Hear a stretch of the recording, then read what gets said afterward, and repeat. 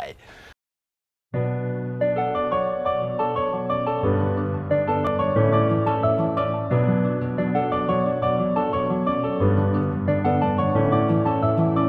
散歩人の卓球精神症は違いものの神体だ。不信高い命や年とはパパラパラ高みなく人間。寄せる高い不平等な人生才能もれない上位日常が個人平等に没個性たどる記憶の国に立ちなどないから夢のはずまで泣いて泣いてどんな顔すればいいか分かってるだけどまだ答えてくれよ。闇を払って闇を払って夜の帳が降りたら合図で愛出して回る感情線ざれ言などは吐き捨て言い方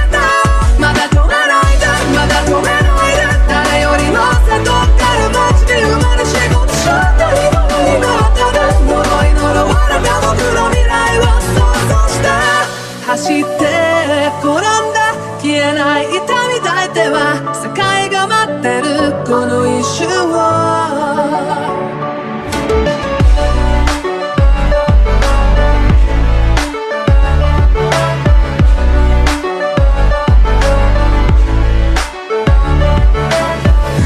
情緒的感情が描いていくバカ従順に従った血管突発視線確かにない愛に蒸気声を出せないまま特別な時間の泣きやきやこ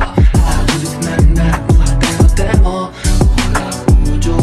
実つけてないで命を投げ出せないでうちの脆さに浸ってどんな顔すればいいかわかんないよ今はただ答えてくれよ